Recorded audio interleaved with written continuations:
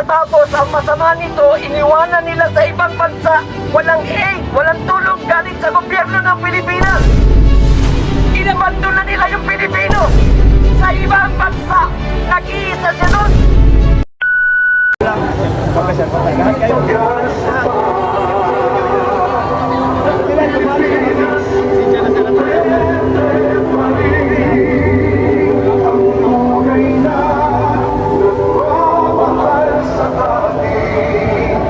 Bakit? Sinita? Sinita? Tinatanggal. Napaka-maliit na espasyo.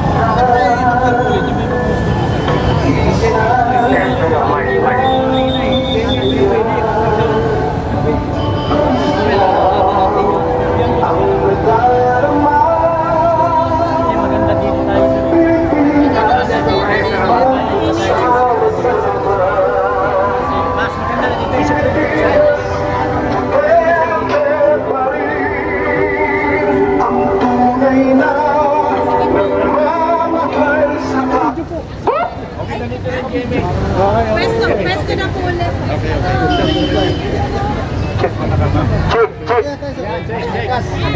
Check.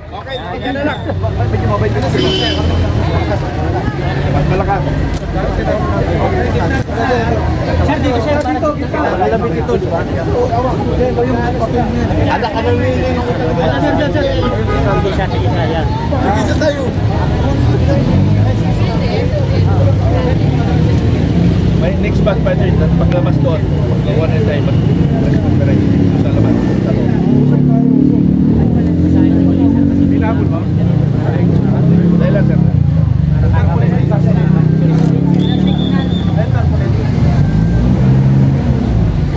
Chief, baka pwede rin, bago po pagsalita yung bawat isa, sabihin niyo po yung name niyo and designation. O yung iba sa likod, dito, sa likod yung iba.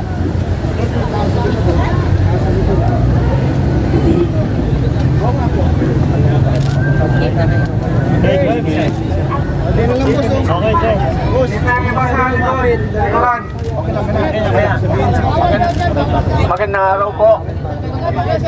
Nabasa na po namin ito kanina. Pangalan po, sir. Ulitin na lang po natin. Name, intro nga. Sir, intro ka, sir. Pangalan. Yan kaya yung magsasalita po mga kababayan, si ano po yan, si General Attorney Virgilio Garcia.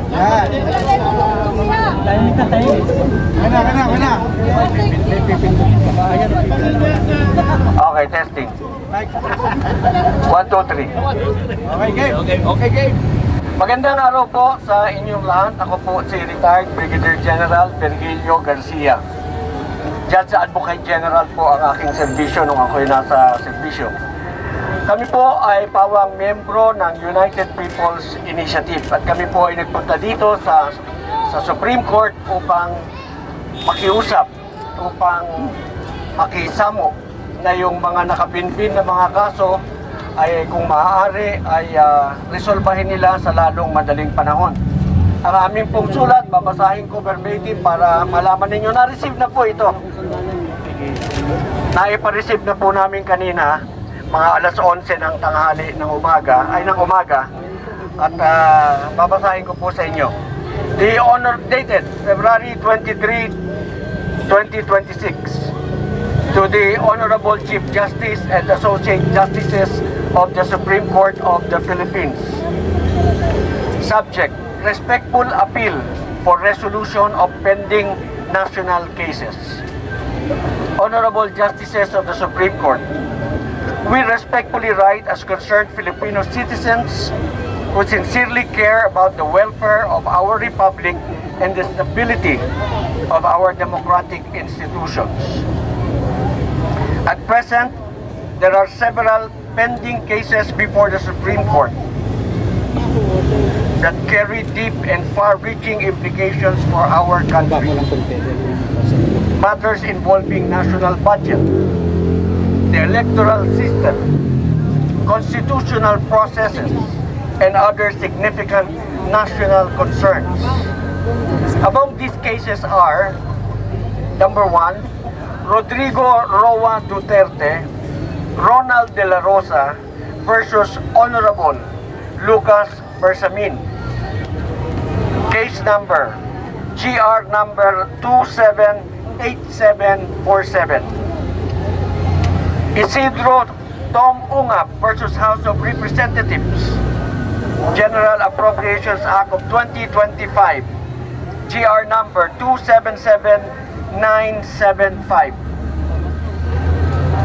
Veronica Duterte versus Nicolas Torre. Ito po yung tungkol sa kidnapping ni Presidente Duterte. GR number 278768. Sara Duterte versus House of Representatives. Ito po yung alleged sham impeachment complaint. GR number 278353. Attorney Israelito Torion versus Comelec and M. Miro. GR number 279245. And General Eliseo Rio versus Comelec and Smartmatic. GR number 263838. We fully recognize the weight of your responsibility and the need to carefully deliberate on each matter in accordance with the Constitution and existing laws. Nevertheless, we respectfully appeal for a prompt, clear, and just resolution of these cases. The trust of the people in our institutions rests upon the transparency, accountability, and timely issuance of decisions. This is not an attempt to dictate upon the court, but rather a sincere appeal from citizens who place their hope in the independence, integrity, and stability of the judiciary. It is the prayer and aspiration of many Filipinos that justice prevail and that the Constitution remain the firm foundation of our nation. Thank you for your continued service to the Filipino people. Respectfully, Attorney Melchor Magdamo, UPI Legal Counsel. Maraming salamat po. Sir, itinaon nyo talaga sa yung kumbaga first day ng pre-trial hearing sa Daig. Yes po. Marami po kaming itinaon na mga activities sa mga important dates na magaganap. March 11, meron din po kami. March 11. Ano po March yun? 11. Karaman. Pero ano yung main, kumbaga appeal nyo sa Supreme Court? Ang gusto nyo ba pabalikin siya? I-resolve yung mga pending cases na nakabinbin. And we are sure kasi when they resolve these cases, maaaring maipabalik natin si dating Presidente Rodrigo Duterte dahil maliwanag naman po talagang merong kidnapping, maliwanag naman po talagang hindi dumaan sa ating legal system yung kanilang pag-kidnap, pagbaba ng eroplano, nilipat nila ng eroplano, nilipat na nila sa labas. Pagkatapos, ang masama nito, iniwanan nila sa ibang bansa, walang aid, walang tulong galing sa gobyerno ng Pilipinas. Inabandon na nila yung Pilipino sa ibang bansa. Nag-iisa siya doon. Nakakagalit po yun. Yung kapuluan, sino natin ngayon. Bayan, magising tayo! Laban si Davide! Meron pa po kayong tanong. Laban si Davide!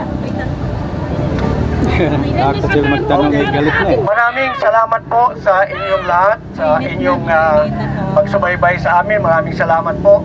We expect for a fair exposure din po sa ating mga kababayan. Ano po?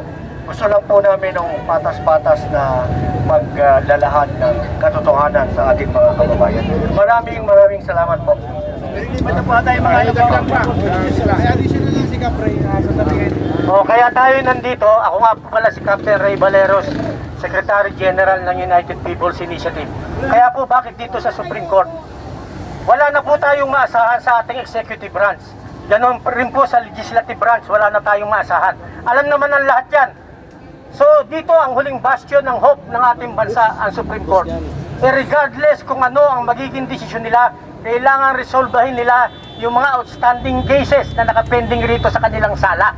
Hindi pwedeng walang tuldok ito. Yun ang hinihintay ng taong bayan. Napaka-importante yung binanggit ni General Atty. Garcia na isang Pilipino, hindi lang mga politiko, kahit ordinaryong tao, pwede bang isurrender natin ito basta-basta sa ibang bansa na may sarili tayong batas? Pag sinurrender mo ang isang Pilipino sa ibang bansa, umamin ka na may failure of justice sa bansa natin. So yun po yun.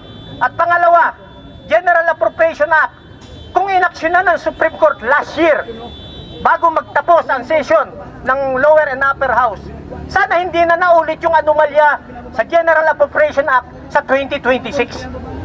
So yun po yung panawagan natin, resolbahin nila. At panghuli po, napaka-importante, wala pong safe sa election sa 2028. Wala po tayong pinapanigan kahit sinong tumakbo. Wala pong safe dahil alam natin ilang dekada na ang nauupo sa gobyerno, hindi elected ng taong bayan, kundi selected ng COMELEC. Justisya para sa bayan! Kaya kailangan, bago dumating ang 2028, maitama natin ang proseso. Yung diabolical process sa COMELEC, matanggal na yan. Yung mga bayaran dyan, wala tayong maiuupo na talagang elected ng taong bayan. Walang safe sa election sa 2028 kahit anong partido mo. Kung sino ang malaking ibibigay, kung sinong may mandato, yun ang mananalo. So yan po yung ating inilalaban dito sa Supreme Court. Hindi po natin sila inuutusan.